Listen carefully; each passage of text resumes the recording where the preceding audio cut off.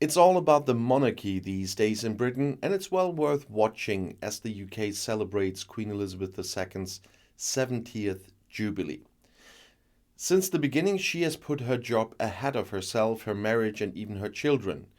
For Elizabeth, there's no doubt that she will hold office as head of state until the end of her life.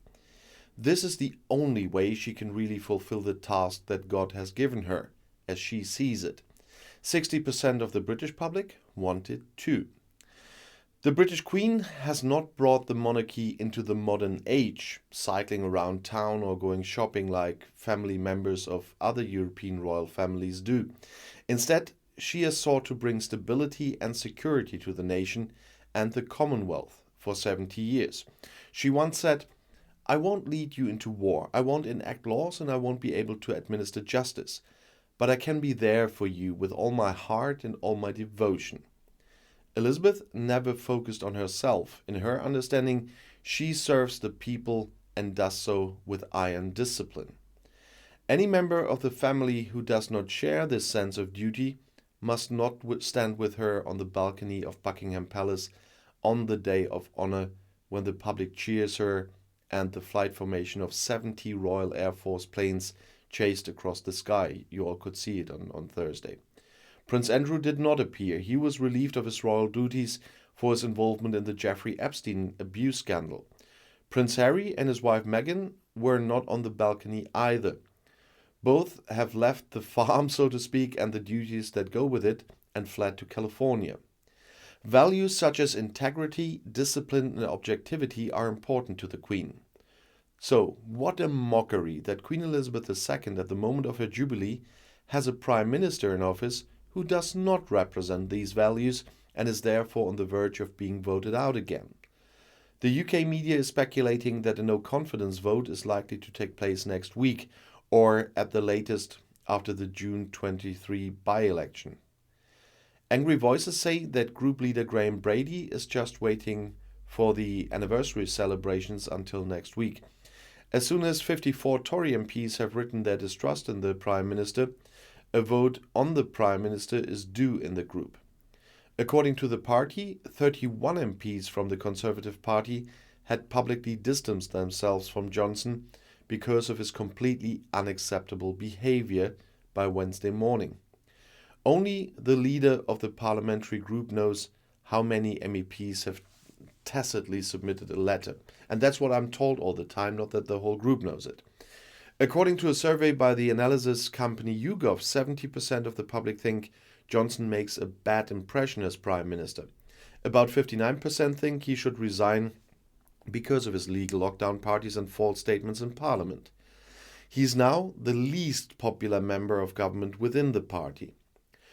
On Friday, Johnson published a new version of the Code of Conduct for the government, the so-called Ministerial Code. Johnson promptly deleted from the introduction the sentence that ministers should uphold integrity, objectivity, accountability, clarity, honesty, and leadership. At the same time, he stipulated that ministers no longer have to resign for minor violations. Johnson watered down the rules by which he himself would soon be measured. And I hope they measure him from what was there the time he did it.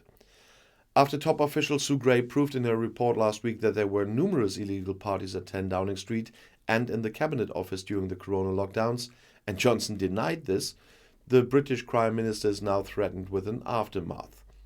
The so-called Privileges Committee will examine in the next few weeks whether Johnson deliberately lied to Parliament.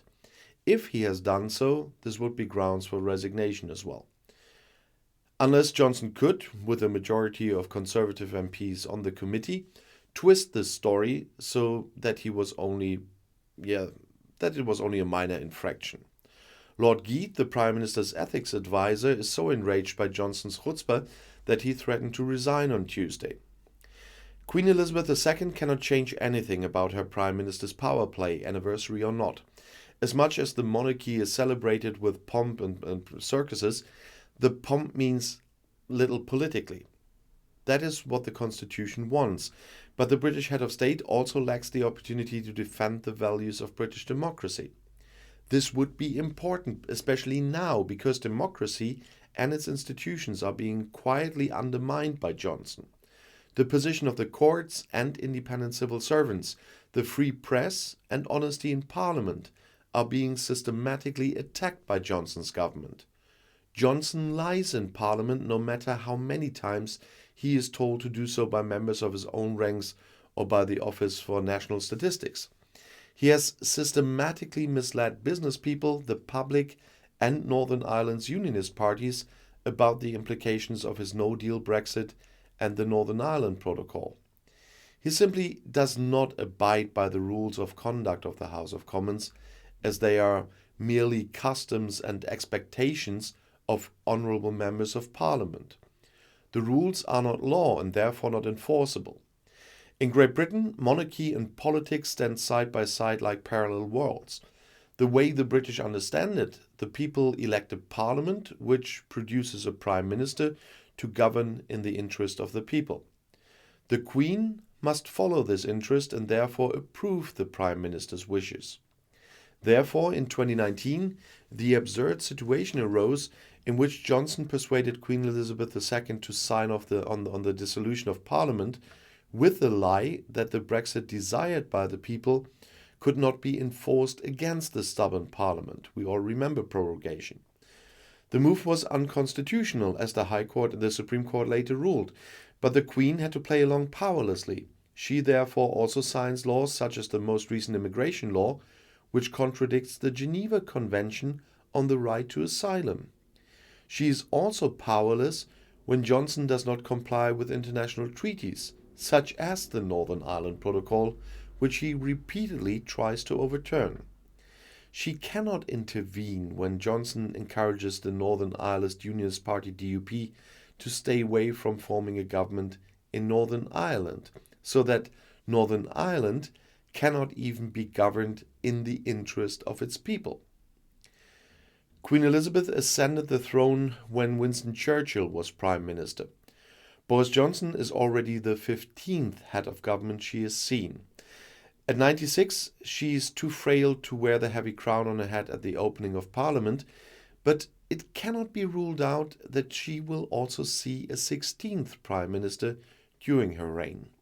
Johnson would then not even have survived one election period unscathed. And I'll see you in my next video. Bis gleich.